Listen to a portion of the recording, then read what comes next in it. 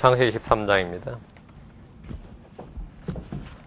창세기 13장 1절에서 13절입니다. 창세기 13장 9절 말씀을 같이 읽겠습니다. 창세기 13장 9절. 창세기 13장 다 펴셨습니까? 같이 읽습니다. 내 앞에 온 땅이 있지 아니하냐. 원하노니 너는 내게서 갈라서라. 내가 왼쪽을 취하면 나는 오른쪽으로 하고 내가 오른쪽으로 떠나면 나는 왼쪽으로 가리라 하니라. 너는 내게서 갈라서라 합니다. 기도합니다. 주 하나님 아버지 감사합니다.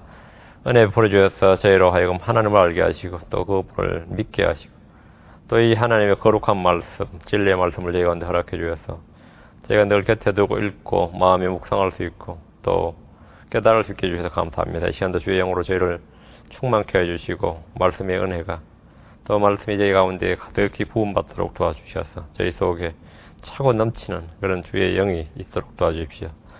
주의 생명이 또 더욱더 차고 넘쳐서 저희 마음이 주의 기쁨과 즐거움으로 가득 차게 해주시옵소서. 아버지 하나님 깨닫는 마음을 주시고 들을 수 있는 귀를 허락해 주시고 또 아버지 하나님께 합당한 믿음의 반응들을 보일 수 있도록 도와주십시오. 감사드리며 주의 성기도합니다. 아멘.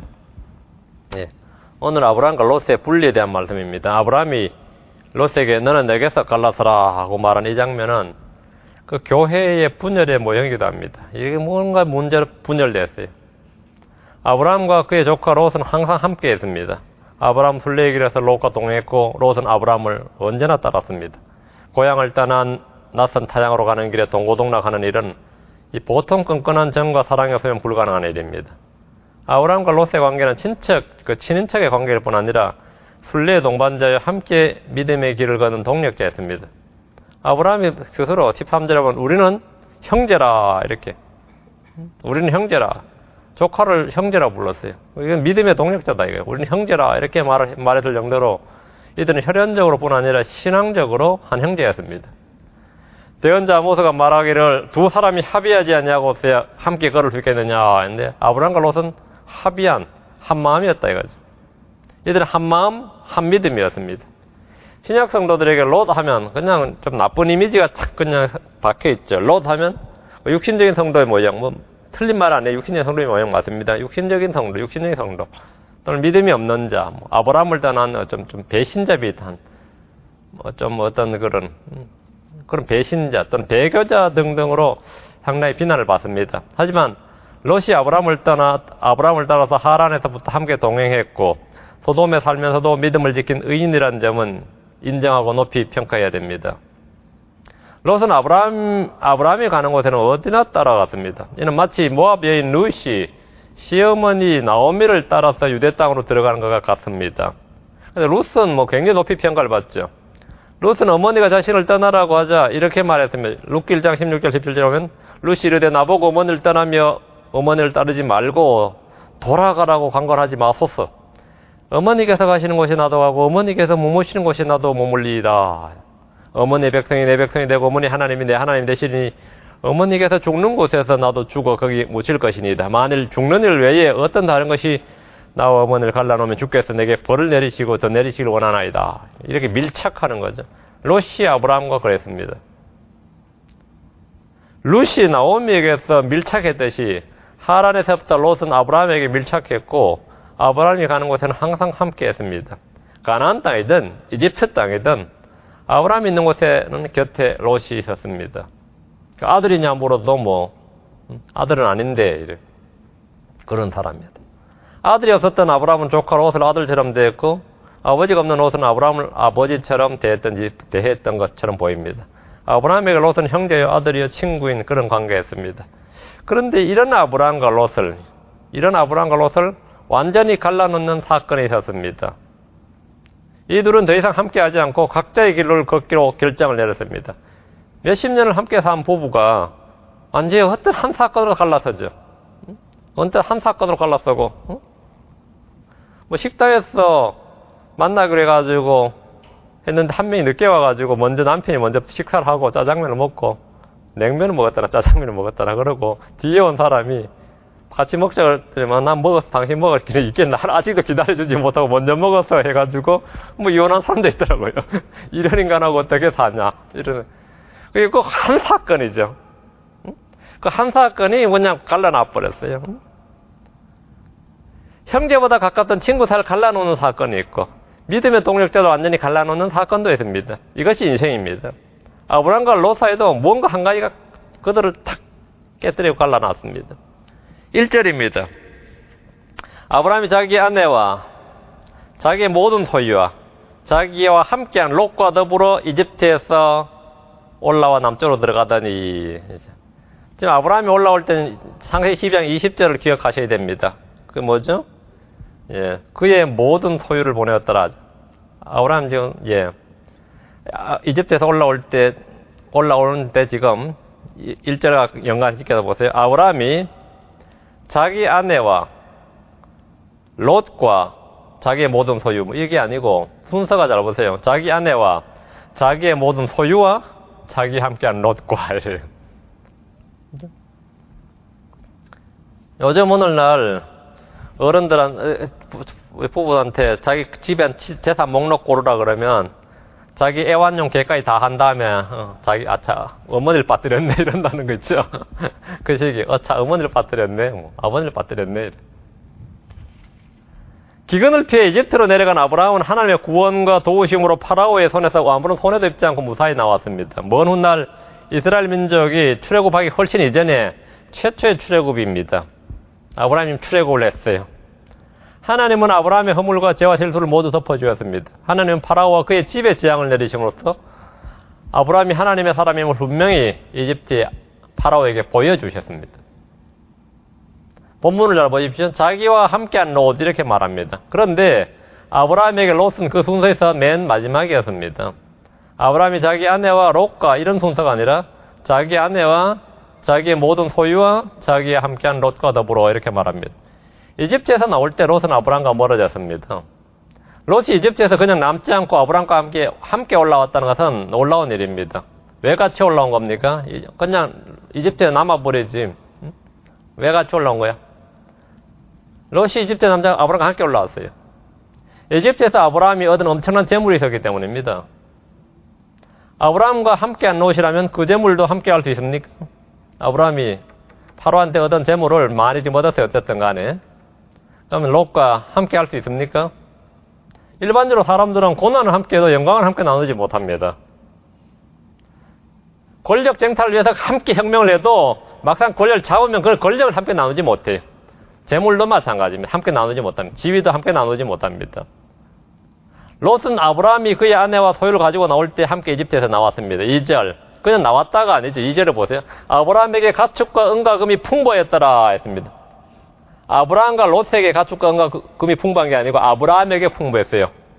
롯은 뭐 아니에요. 아브라함은 기근을 피해 이집트로 들어갔다가 거부가 되어 나왔습니다. 본래 있던 재산에다가 파로가 준 것들이 엄청났기 때문입니다. 롯은 아브라함과 함께한 모든 세월 동안 아브라함이 한 일을 다 알고 있습니다. 롯은 아브라함의 믿음을 본 것이 아니라 속임수와 거짓과 사람들을 두려워하는 걸 봤습니다. 롯은 아브라함이 어떻게 가축과 은과 금을 얻었는지 다 압니다. 본문을 보면 아브라함에게 풍부하였더라 했습니다. 롯은 이집트에서 얻은 것이 아무것도 없습니다.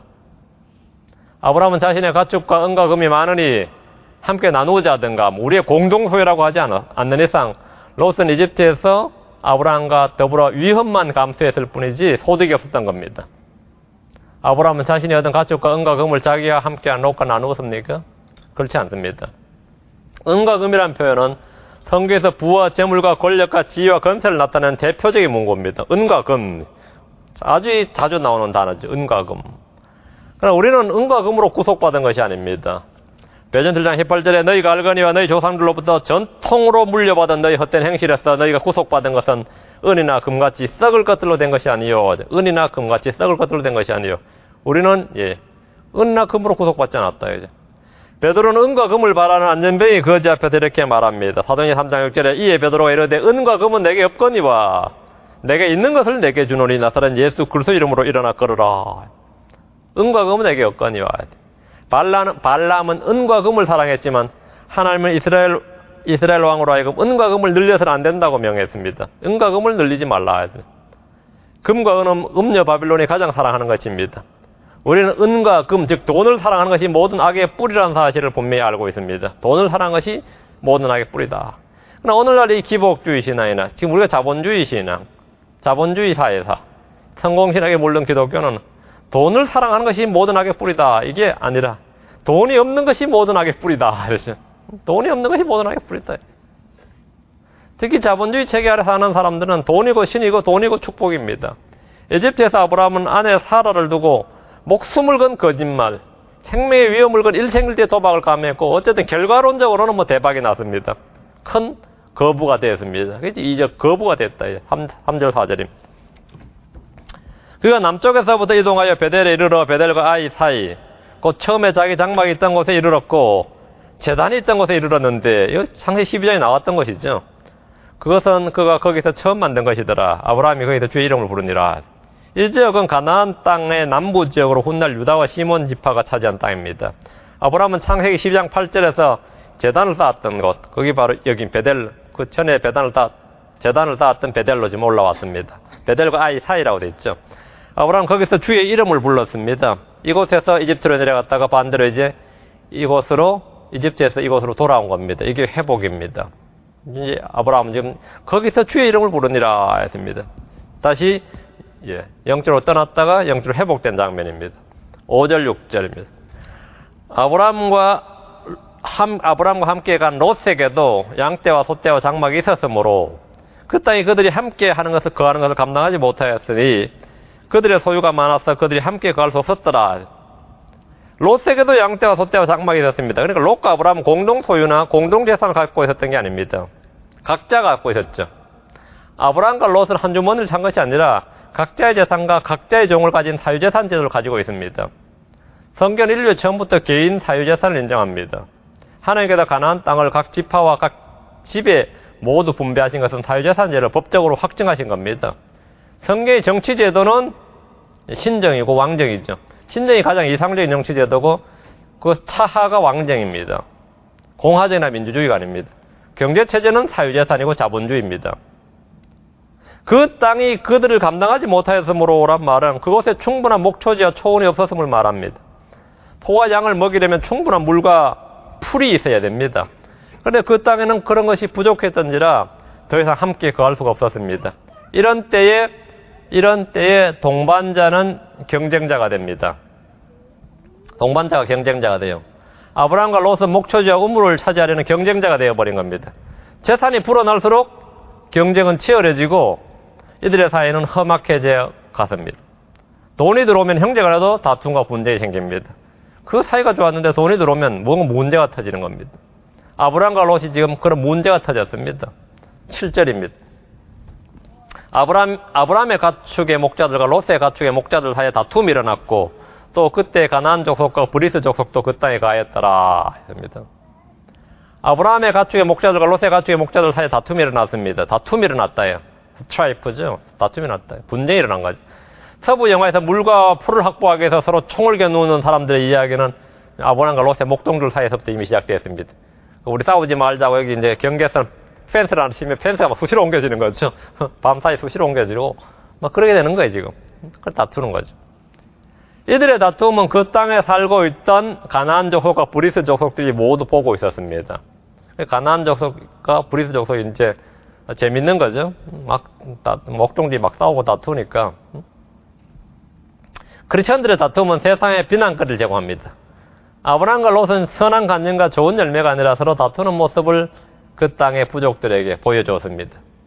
아브라함과 롯은 형제 사이며 또한 같은 믿음의 소유자들입니다. 그런 그들 사이에 다툼이 생겼습니다. 성경은 말합니다. 시기와 다툼이 있는 곳에는 거기에는 혼란과 모든 악이 있느니라. 표면적인 이유는 물과 초원했지만 영적인 문제는 이것입니다. 야고보서 4장 1절에 나오죠. 너희 가운데 전쟁과 싸움이 어디로부터 나느냐? 너희 지체 속에서 싸우는 너희의 정욕들로부터 나지 아니하느냐? 아브라함의 정욕과 롯의 정욕이 부딪힌 겁니다. 그게 영적인 본질적인 문제입니다. 경제적인 이유로 다툼과 갈등은 세계에서 가장 흔한 것이고 교회 내에서도 마찬가지입니다. 오늘날 교회 분쟁, 다툼의 대부분은 돈 문제에 걸려 있습니다. 성경은 그 원인을 너희 지체 속에서 싸우는 너희의 정욕들이라 이렇게 말합니다. 성경에서 형제들 간에 서로 고소하며 법정에서 가는 일에 대해서 이렇게 말합니다. 고린도전서 6장 6절 8절 오히려 형제가 형제를 고소하며 그것도 믿지 않는 자들 앞에서 하는도다. 저는 아브라함과 롯도 그랬죠. 그러므로 이제 너희 가운데 전적으로 허물이 있나니 이는 너희가 서로를 고소하기 때문이라. 어찌하여 너희가 차라리 부당한 일을 당하지 아니하느냐, 차라리 빼앗기지 아니하느냐 아니라 너희가 부당한 일을 행하고 속여 빼앗되 그것도 너희 형제들에게 그러하는도다. 차라리 부당한 일을 당하고 빼앗겨버리라는 거죠. 형제들과 불신자들 앞에서 다투는 대신에 차라리 부당한 일을 당하고 빼앗기는 것이 낫다고 말합니다. 아브라함과 롯은 그 땅에 있던 가나안 족속과 브리스 족속 앞에서 다투고 싸웠습니다. 자, 이제 문제를 해결해야죠. 8절입니다. 아브라함이 롯에게 이르되 우리는 형제라. 우리는 형제라. 원하노니 너와 나와 너 사이에 내 목자들과 내 목자들 사이에 다툼이 일어나게 하지 말자. 나와 너 사이에 아브라함과 롯 사이에 아브라함의 목자와 롯의 목자 사이에. 아브라함은 지금 문제 해결책을 제시했습니다. 타협책이죠. 우리는 형제라. 혈통상으로도 영적으로도 형제입니다. 아브라함은 나와 내 사이, 너 사이에 내 목자들과 내 목자들 사이에 다툼이 일어나게 하지 말자. 이렇게 오늘날로 말하면 소위 중동 평화안을 제시했습니다. 중동 평화안이에요. 오늘날은 자기들끼리 제시하는 게 아니라 지금 이 미국이 자꾸 개입해서 미국이나 유럽에서 자꾸 평화안을 제시하지만 평화를 제시했어요. 더 이상 전쟁을 없애고 평화를 얻는 방법이 무엇입니까? 누구나 평화를 원합니다. 평화를 싫어하는 사람 없어요. 민족과 민족, 국가와 국가의 분쟁을 종식하자는 호소는 누구나 다 공감합니다. 종교 간의 분쟁을 없애자. 구호는 누구나 지지합니다. 이 사회는 너무나 다양한 갈등과 분쟁이 있기 때문에 합리적 타협을 저마다 해결책으로 제시합니다. 지금 세상에는 평화가 없습니다. 회사에 가면 사측과 노조가 대립하며 다툽니다. 집에 가면 가족 간의 분쟁과 다툼이 있습니다. 부부 간에도 갈등이 있고 부모 자식 간에도 다툼이 있습니다. 교회와도 마찬가지입니다. 이런저런 분쟁과 다툼에서 벗어나고자 혼자 조용히 지내도 내 마음속에는 끊임없이 싸움과 다툼이 일어납니다. 어디 가도 있습니다. 혼자 여행을 떠나도 그 혼자 있는 그 집에 자기 마음속에서 지금 다툼과 분쟁이 일어나요. 사람이 골방에 홀로 있는다고 해서 평안이 넘치는 것이 아닙니다. 평안은 그렇게 오지 않습니다. 어디에도 평화가 없습니다. 그럼 화평을 얻는 방법이 뭡니까? 마음의 평안을 얻는 방법. 심리적 치료가 아니라 진정한 화평, 진정한 평강을 얻어보십시오. 예수 그리스도를 믿는 이들이 마음의 근심과 불안과 염려로 가득 차 있는 것은 어색할 뿐 아니라 이상한 일입니다. 하나님의 왕국은 우리 마음속에 있으며 성령님 안에서 의와 화평과 기쁨이라고 했습니다. 우리가 어떻게 진정한 화평을 얻는가요? 우리가 어떻게 화평을 얻어요? 네. 주님이 주신 평강, 주님이 평강을 주셨다는 사실을 듣고 믿는 겁니다. 주님이 평강을 주셨다. 요한복음 14장 21절에 내가 너희에게 평안을 남기노니 곧 나의 평안을 너희에게 주노라. 나의 평안을 너희에게 주노라. 주님께서 우리에게 구원을 주신 것, 선물로 주신 것과 마찬가지로 평안을 주셨습니다. 세상이 주는 것과 달리 내가 너희에게 주노니 너희는 마음에 근심하지도 말고 두려워하지도 말라 했습니다. 주님이 평안을 주셨다. 자, 그 평안을 내가 가지고 있으면 평안을 누릴 수 있습니다. 주님 자신이 우리의 화평이십니다. 주님 우리의 our peace. 그분은 우리의 화평이시니라. 에베소 2장 14절에 그분은 우리의 화평이시니라. 예수님이 화평이십니다. 예수님이 화평이시다 이거죠. 예수님이 뭐냐? 평강의 주십니다. 그럼 예수 그리스도로 말미암아 화평을 누리는도다. 그분을 통해 우리는 화평을 누리는도다. 이게 되는 거죠. 그리고 하나님의 화평이 우리를 다스리게 하라. 하나님의 화평이 우리를 다스리게 하라. 골로 3장 15절에 하나님의 화평이 너희 마음속에서 다스리게 하라. 하나님의 화평이 너희 마음속에서 다스리게 하라. 그럼 내 마음이 잠잠해지고 고요해지는 겁니다. 다음엔 주님이 하신 말씀들을 통해서 우리는 평안을 누립니다. 주님이 하신 말씀들. 주님께서 요한복음 16장 33절에 너희에게 이 일들을 말한 것은 너희가 내 안에서 평안을 누리게 하려 함이니라. 평안을 누리게 하려. 주님께서 말씀을 하신 것은 평안을 누리게 하려 합니다. 세상에서 너희가 환난을 당할 테나 기운을 내라 내가 세상을 이겼노라 하시니라. 그게 평안을 누리는 방법입니다. 우리 개인적으로 평안을 누리게 해야 될 일은 뭡니까? 생각을 죽게 고정시키는 겁니다. 생각을 죽게 고정시킨다. 이사 26장 3절에 주께서는 생각을 죽게 고정시킨 자를 완전한 평강으로 지키시리니 이는 그가 주를 신뢰하기 때문이니이다. 생각을 죽게 고정시킨다.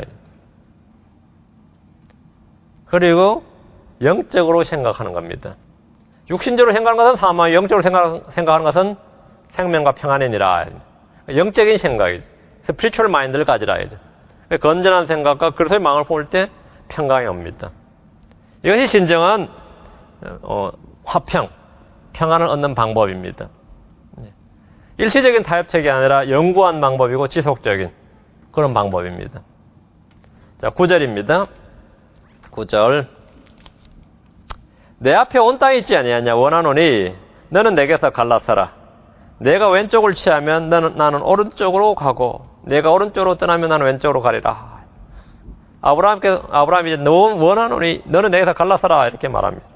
아브라함은 롯과의 다툼과 분쟁을 종식시키기 위해서 분리를 제안했습니다. 분쟁이 있을 때 형제와의 동거함은 아름다움이 아니라 비극입니다. 사도 바울과 바나바는 늘 동행을 했습니다. 주 안에서 함께한 동역자였지만 마가 요한의 문제로 크게 싸운 뒤에 각자의 길을 갔습니다. 분리는 오늘날 세상 사람들이 가장 흔히 사용하는 다툼과 분쟁의 해결 방법입니다. 가정에서 분리가 일어나면 뭐죠? 이혼을 하죠. 아브라함은 롯에게 먼저 선택권을 줬습니다. 롯이 왼쪽으로 가면 아브라함은 오른쪽으로, 롯이 오른쪽으로 가면 아브라함 왼쪽으로 갈 것이라고 말합니다. 아브라함이 좌파가 되느냐 우파가 되느냐는 오직 롯의 선택에 달려 있습니다. 아브라함은 롯과 반대 방향으로 갈 겁니다. 사람이 좌로 가느냐 우로 가느냐의 문제가 자신의 선택이 아니라 때로는 상대방, 자신의 사상과 이념과 무관하게 도저히 함께할 수 없는 상대로 인해 결정되는 경우가 많이 있습니다. 이 시간에 그런 경우 굉장히 많이 있습니다. 지금까지 함께 걸었던 아브라함과 롯이 결국 다툼으로 갈라섰습니다. 10절. 롯이 눈을 들어 요르단 온 평야를 바라보니 그것이 소알에 이르기까지 어느 곳에서나 물이 넉넉하며 주께서 소돔과 고모라를 멸하시기 전이었으므로 주의 동산 같고 이집트 땅 같았더라. 롯의 선택은 철저히 눈에 보이는 것, 경제적 관점에 따른 것이었습니다. 롯이 눈을 들어 요르단의 온 평야를 바라보니 참으로 귀의 땅이고 잠재성이 무궁한 그런 땅이었습니다. 어느 곳이나 물이 넉넉하고 주의 동산 같고 이집트 땅 같았습니다. 롯은 전에 아브라함과 이집트에 내려갔다 온 적이 있습니다. 당시 이집트의 땅은 세 개의 곡창지대였습니다. 롯이 본 요르단 평야는 주의 동산 같고 이집트 땅 같았다는 말로 더 이상의 설명이 필요치 않습니다.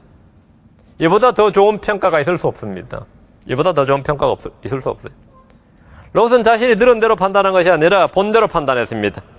자신이 보기에 좋고 보기에 옳은 것이 반드시 좋은 것이 아닙니다. 잠언 14장 12절에 어떤 길은 사람이 보기에 옳으나 그것의 끝은 곧 사망의 길들이니라 했습니다. 우리는 자신의 판단보다 주의 판단을 따라 판단해야 됩니다. 신명기 12장 8절에 보면 또한 너희는 우리가 이날 여기에서 행하는 모든 것 즉 무엇이든지 각 사람이 자기 눈에 옳은 대로 행하는 것을 본받아 행하지 말지니라. 자기 눈에 옳은 대로 행하는 것을 본받아 행하지 말지니라. 자기 눈에 옳은 대로, 주의 눈에 옳은 대로, 주의 판단대로. 이것이 우리의 가치관입니다. 우리의 판단의 근거고 기준입니다. 사사시대의 극심한 부패와 타락의 상태였던 이스라엘을 보면 사사기 17장 6절에 그때 이스라엘에 왕이 없었으므로 사람마다 자기 눈에 옳은 것을 행하였더라. 자기 눈에 옳은 대로. 사람들은 저마다 자기 눈에 옳게 보이는 것, 그것이 옳은 줄로 알고 그렇게 행하는 것이 최선이고 행복이고 최상인 줄로 압니다. 잠언 12장 15절에 보면 어리석은 자의 길은 제 눈에 오르나 권고의 길을 기울인 자는 지혜로우니라 했습니다. 자기 눈에 옳은 것, 자기 눈에 좋은 것, 자기 눈에 아름다운 것, 자기 눈으로, 이것은 아주 속기 좋은 것입니다. 아주 속기 좋은 겁니다.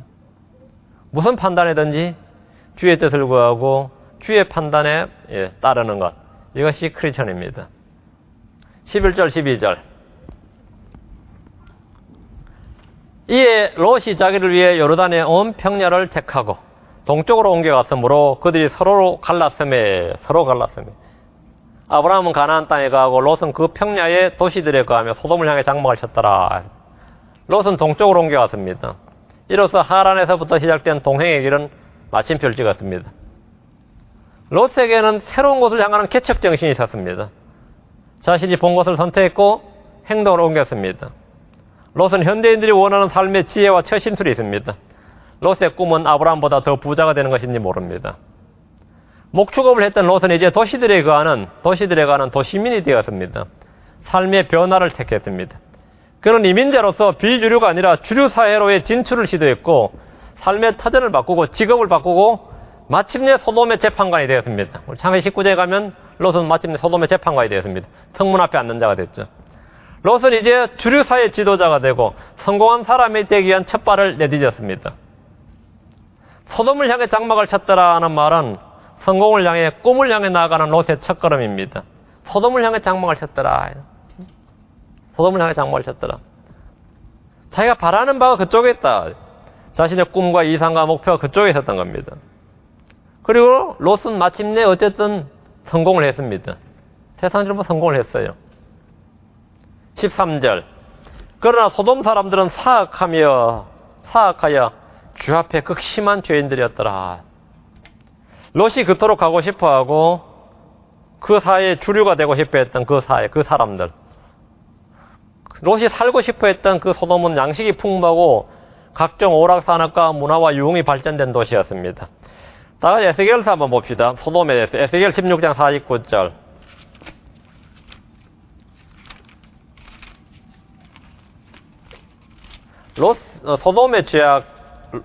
소돔의 죄악이 여기 나오는데요.